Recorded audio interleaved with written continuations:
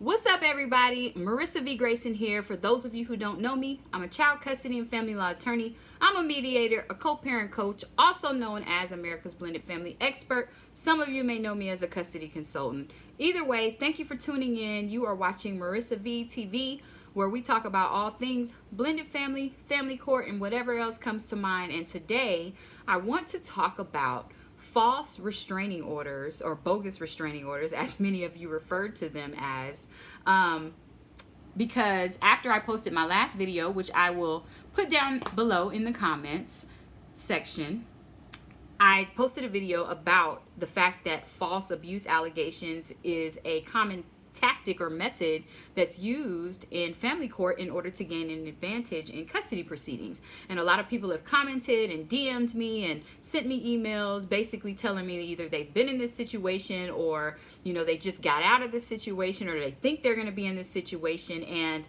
it's just all around a bad thing. You would think that it's not a thing, but it is. And unfortunately, the people who suffer, as we know, is our kids, because they're the ones that are impacted by all of this madness. So I just wanted to come on and talk to you guys about some things that you can do if you know that you're in a high conflict situation and you know that your child's other parent is likely to make false allegations against you for whatever, specifically things related to, your interactions with them, whether you're abusing them, abusing your children, etc., etc. So I'm just going to give a few tips. So number one, be proactive, or as proactive as possible. So if you already know that you're in a high conflict situation, one of the best things that you can do is put things in place for yourself and just have systems set up so that you can already document everything and you can have the evidence that you may need later on, right? So if you know that you're constantly being lied on, right, whether it be in court or to your kids or to third parties or to the police, then moving forward, communicate with your child's other parent in writing only in writing. So whether that be email or text message, if you have kids, another good app to use would be talkingparents.com. It's a free app that the courts recognize pretty much all over the country, where you can literally communicate back and forth with your child's other parent. You keep custody schedules and documents and things like that related to it.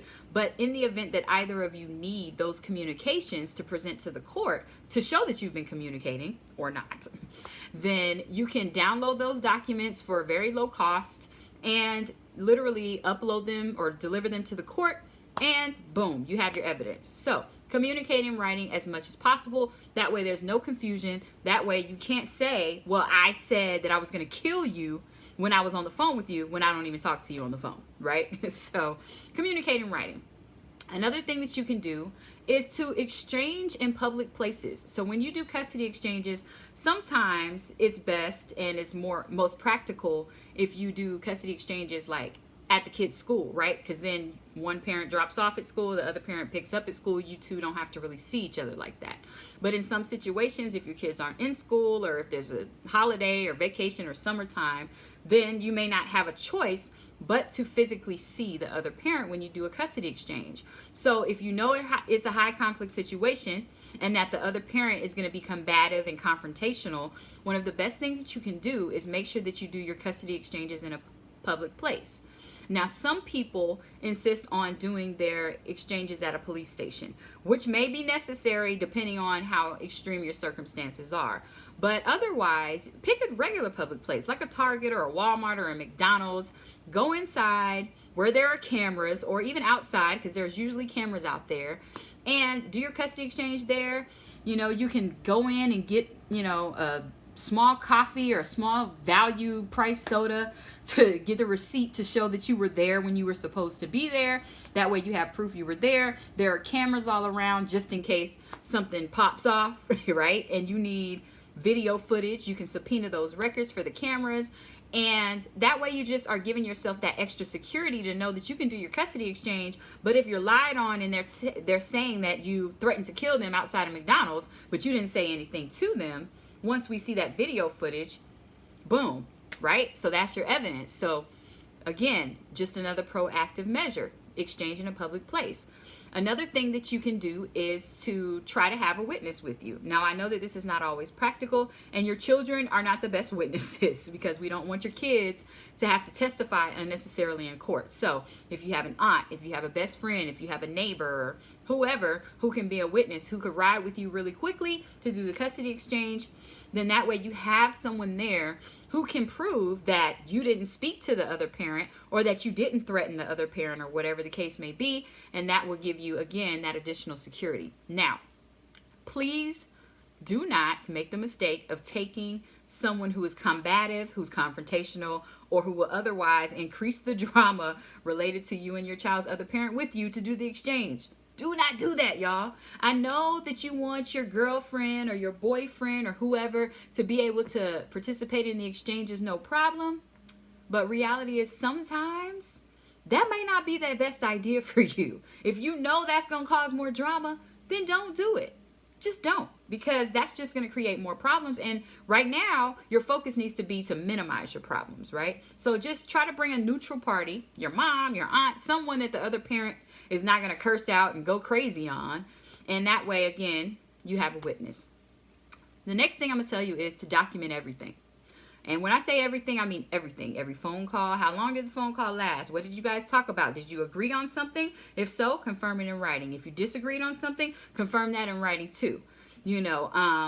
Just try to document everything. When they picked the kids up, when they brought the kids back, were they late? Were they not late? Was there an exchange issue?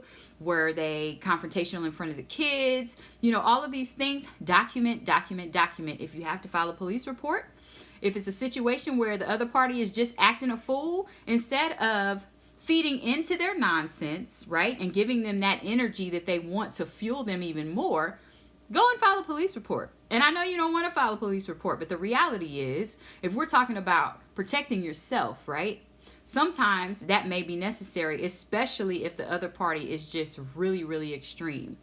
And then finally, if for some reason you're falsely accused of anything, abuse, domestic violence, these types of things, and DCFS, also known as Child Protective Services, whatever the agency is called in your area, if they contact you, you need to make sure that you do your best to cooperate. And I know that that's a hard thing to fathom because you want people coming in your house, they're asking you all these questions, they're taking all these notes. So if you need to consult with an attorney first, then do so, which would be wise, so you know exactly how to deal with them, because that can get tricky itself. But for the most part, just try to cooperate as best as possible, and don't be combative and argumentative for them, because they're just doing their job. So if they're called on you and you didn't do anything, then cooperate. Have your attorney with you if possible, or at least consult with your attorney first, cooperate, and at some point it all comes to light. You guys, everything in the dark comes to light. And I know that it's frustrating and it's a process, but sometimes you got to do what you got to do. So anyways, that's just my not so legal advice. I plan to do a video soon on if a false restraining order is issued against you, what you should do, what your next step should be. But in the meantime, thank you guys for tuning in. If you are not already, please subscribe. If you have any questions, comment down below or send me a message. You can find me on Instagram. I am Marissa V. Grayson. That's Merissa, V as in Victor, Grayson, Grayson. I'm on Instagram, Facebook, Twitter, YouTube. Google me. And until next time, you guys stay out of trouble. All right, bye.